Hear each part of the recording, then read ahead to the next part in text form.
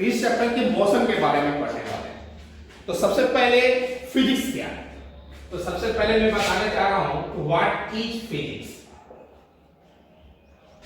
तो physics science का एक ब्रांच है।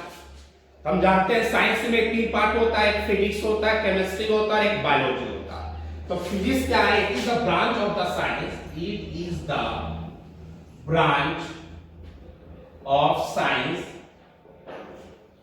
in which we study about natural phenomena.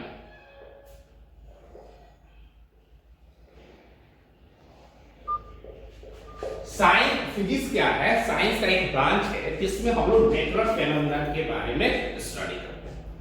अब फिजिक्स का भी बहुत सारा ब्रांच है जिसमें हम लोग स्टडी करते हैं साउंड के बारे में, इलेक्ट्रिसिटी के बारे में, मोशन के बारे में, ग्रेविटेशन के बारे में। तो फिजिक्स का एक ऐसा ब्रांच लेंगे जिसमें हम मोशन के बारे में स्टडी करेंगे।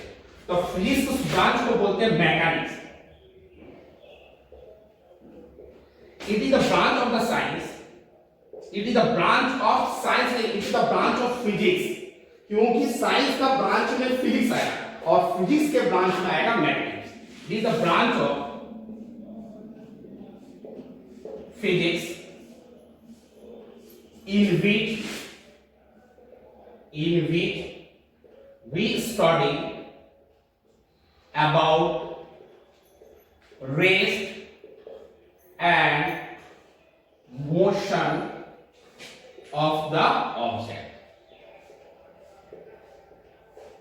मैकेनिक्स फिजिक्स का वह ब्रांच है जिसके माध्यम से हम स्टडी करते हैं कि ऑब्जेक्ट मोशन में है कि ऑब्जेक्ट रेस्ट में। अब मैकेनिक्स का भी 2 ब्रांच होता है। मैकेनिक्स का 2 ब्रांच होता है, एक होता है स्टैटिक और एक होता है डायनामिक।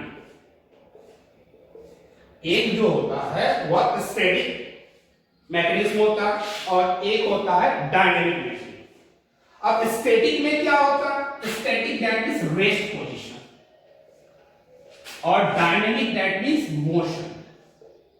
तो मैंने आपका मैकेनिज्म में डिफिनेशन लिखे हैं कि it is the branch of physics in which we study about rest and motion. अगर रेस्ट के बारे में स्टडी कर रहे हैं तो वह स्टैटिक मैकेनिज्म हो जाएगा, अगर हम मोशन के बारे में स्टडी करेंगे तो वह हो जाएगा डायनेमिक। तो अगर आपको बोला गया कि स्टैटिक क्या होता है तो यहां लिखेंगे it is the branch of physics की जगह मैकेनिज्म लिखेंगे। It is the branch of mechanism in which we study about rest of the object. यहां पर मोशन नहीं होगा और यहां पर फिजिक्स नहीं होगा।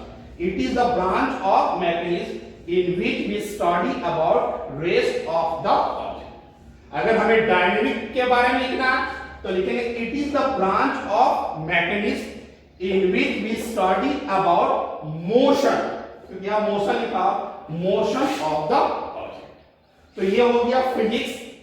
फिजिक्स के अंतर्गत में आया मैकेनिज्म, मैकेनिज्म के अंतर्गत में आ गया स्टैटिक और डायनेमिक। अब हम लोग पढ़ेंगे कि रेस्ट क्या होता है और हमारा मोशन क्या होता है। अब देखो रेस्ट क्या होता है? एक student is sitting on the table या student is sitting on the bed, that means वह किस पोजीशन पर है? तो रेस्ट पोजीशन पे, क्योंकि वह रुका हुआ है। तो रेस्ट का डिफिनेशन होगा ए object is said to be rest if it does not change its position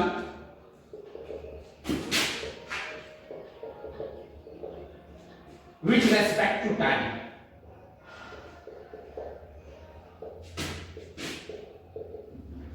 That means अगर मान लेते कोई एक ऑब्जेक्ट यहां पर और after some time, t time के बाद मान लीजिए कुछ टाइम हुआ और ऑब्जेक्ट रिमेन उसी पोजीशन पर है, 5 सेकंड हो गया, 10 सेकंड हो गया, 5 मिनट हो गया, लेकिन ऑब्जेक्ट अपनी पोजीशन को अगर लीव नहीं कर रहा तो दैट मींस हुआ रेस्ट पोजीशन है। जैसे आपके सामने ये ब्लैक बोर्ड दिख रहा, मैं जब पढ़ाना स्टार्ट किया तो उस समय भी इसी पोजीशन में था, अभी भी इसी पोजीशन में है, तो that means the black board is in position of rest. अब हम आ रहे हैं motion. What is motion? A object is said to be in motion if it change its position with respect to time. That means अगर object अपने position को change कर रहा है, दैट इज मैं यहां और कुछ सेकंड के बाद ये मैं मूव कर रहा हूं, तो दैट मींस अगर ऑब्जेक्ट कंटिन्यू पोजीशन को चेंज कर रहा है तो दैट मींस वह मोशन है। अब ए बॉय इज रनिंग, एक लड़का दौड़ रहा, दैट मींस वह अपने पोजीशन को कंटिन्यू क्या कर रहा है, चेंज कर रहा, तो उसको हम लोग क्या बोलते हैं, मोशन। अब हमारा रेस्ट और motion, rest and motion are relative term. Rest and motion are relative term का मतलब क्या हुआ कि एक ही समय में एक ऑब्जेक्ट रेस्ट पोजीशन में भी है और वह मोशन में भी है। दैट मींस अगर सपोज है कि अगर हम बस में बैठे हुए हैं, तो बस में बैठे हुए हैं तो बस में ड्राइवर के कंपेयर में, पैसेंजर के कंपेयर में, आपका सीट के कंपेयर में, लगेज सूटकेस के कंपेयर में हम रेस्ट पोजीशन पर। लेकिन जैसे ही आउटसाइड द बस हम देखेंगे तो देखेंगे बहुत सारा दुकान दिखेगा, बहुत सारा घर दिखेगा, बहुत सारा पोल दिखेगा, तो हम जानते हैं कि घर, दुकान, पोल ये सब तो स्टेशनरी है, दैट मींस हमेशा रेस्ट पोजीशन में होता है। लेकिन उसके बावजूद भी ये पोजीशन तो डिस्प्लेस हो रहा है, तो उसका तो पोजीशन डिस्प्लेस नहीं हो रहा है, दैट मींस हमारा पोजीशन डिस्प्लेस हो रहा है। तो एक ही समय में एक ही ऑब्जेक्ट वो रेस्ट में भी हो सकता है, मोशन भी हो सकता है। चलिए दूसरा एग्जांपल लेते हैं। हम लोग अर्थ पर लाई करते हैं, हम सपोज दैट कि हम अर्थ पर हैं और एक चेयर पर हम बैठे हुए हैं, तो अर्थ के कंपेयर में हम तो रेस्ट पोजीशन पर हैं, लेकिन अर्थ तो कंटिन्यू रोटेट कर रहा दूसरे प्लैनेट के कंपेयर में, सन के कंपेयर में, तो हम दूसरे प्लैनेट और सन के कंपेयर में हम मोशन में हैं, लेकिन अर्थ के कंपेयर में क्या है, हम रेस्ट में हैं। दैट मींस एक ऑब्जेक्ट एक ही समय में मोशन में भी हो सकता है और रेस्ट में भी हो सकता है, उसी को हम बोलते हैं rest and motion are relative terms. हमारा नेक्स्ट टर्म है फिजिकल क्वांटिटी। अब फिजिकल क्वांटिटी क्या होता है?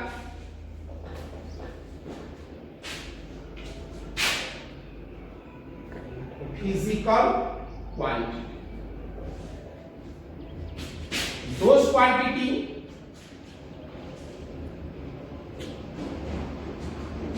which can be measured,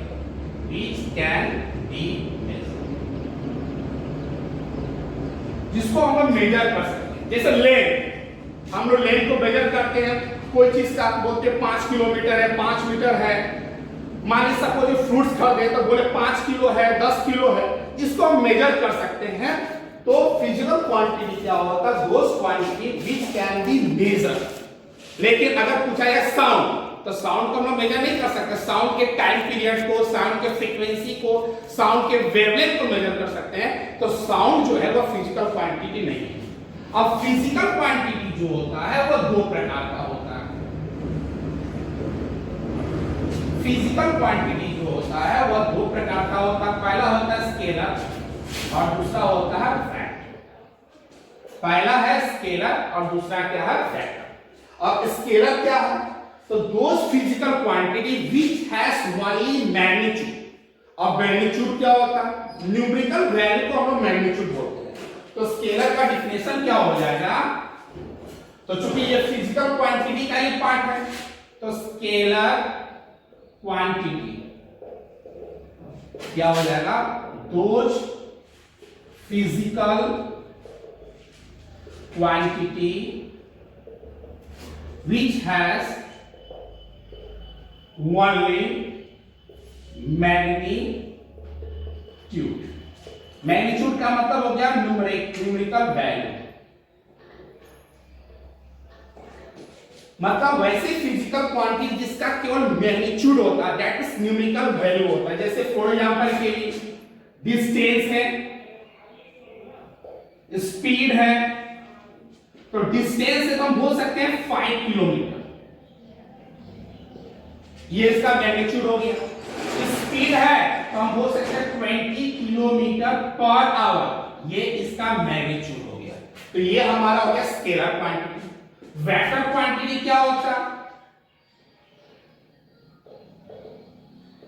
those physical quantity which has both magnitude and direction, जिसका मैग्नीट्यूड भी होता है, दैट इज न्यूमेरिकल वैल्यू भी होगा और उसका डायरेक्शन भी होगा, तो उसको हम लोग क्या बोलेंगे? Vector quantity. इसका हो जाएगा डिस्प्लेसमेंट और हो जाएगा वेलोसिटी। अब डिस्प्लेसमेंट अगर हम लिखते हैं 5 kilometre east, 20 kilometre per hour east, इसका मतलब ये है ये 5 किलोमीटर जो डिस्टेंस कवर कर रहा है एक पार्टिकुलर डायरेक्शन में है, और वो डायरेक्शन कौन सा है? East. That is 5 kilometre magnitude इस direction, that means a physical quantity जिसका मैग्नीट्यूड भी हो और डायरेक्शन भी हो, तो उसको हम लोग क्या बोलते हैं? Vector quantity. अब हमारा जो टॉपिक यहां पहला है डिस्टेंस, यहां है डिस्प्लेसमेंट। तो डिस्टेंस को स्केलर क्वांटिटी बोले, डिस्प्लेसमेंट को वेक्टर क्वांटिटी बोले, तो आखिर ये डिस्टेंस और डिस्प्लेसमेंट होता क्या है? डिस्टेंस और डिस्प्लेसमेंट होता क्या है?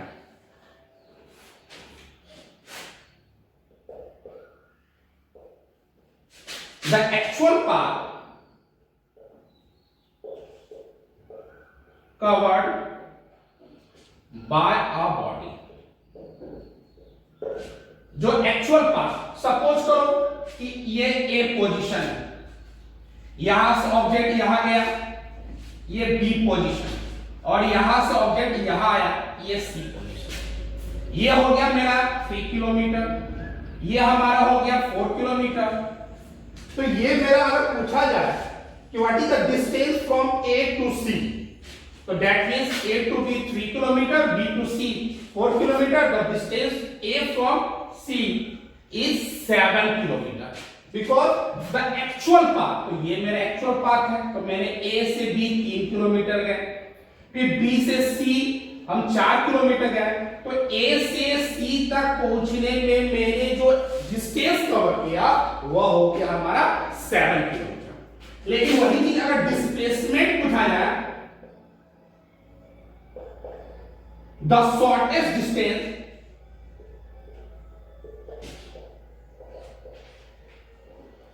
कवर्ड बाय अ बॉडी, लेकिन अगर पूछा जाए कि डिस्प्लेसमेंट क्या है, तो displacement shortage distance. Shortage distance का मतलब है कि अगर ये ए है और हमें पहुंचना है सी पर, तो ये डायरेक्ट अगर हम रास्ता अपनाते हैं तो ये शॉर्टेज डिस्टेंस हो गया। सपोज करो ये है 5 किलोमीटर, तो ए से हमको सी जाने के लिए पहले हम बी गए, बी से मैं सी गया, लेकिन अगर पूछा जाए कि शॉर्टेज डिस्टेंस क्या है, तो ए से डायरेक्ट सी है, दैट मींस इसमें एक पार्टिकुलर डायरेक्शन आ गया, इसमें डायरेक्शन कंटिन्यू क्या हो रहा है? चेंज हो रहा है, लेकिन इसमें एक पार्टिकुलर डायरेक्शन आ गया, तो ये मेरा क्या हो गया? डिस्प्लेसमेंट। तो डिस्टेंस में कोई पार्टिकुलर डायरेक्शन की जरूरत नहीं होती है, लेकिन डिस्प्लेसमेंट में पार्टिकुलर डायरेक्शन की जरूरत होती है। अब थोड़ा सा एक और एग्जांपल देख लीजिए कि मान लीजिए सपोज दैट एक ऑब्जेक्ट अगर वो मूव किया तो डिस्टेंस कभी 0 नहीं होता, लेकिन एक ऑब्जेक्ट अगर वो मूव किया है तो डिस्प्लेसमेंट 0 भी हो सकता है, नेगेटिव भी हो सकता है, पॉजिटिव भी हो सकता है। सपोज दैट कि पॉइंट ए है, ये पॉइंट बी है और ये पॉइंट सी है।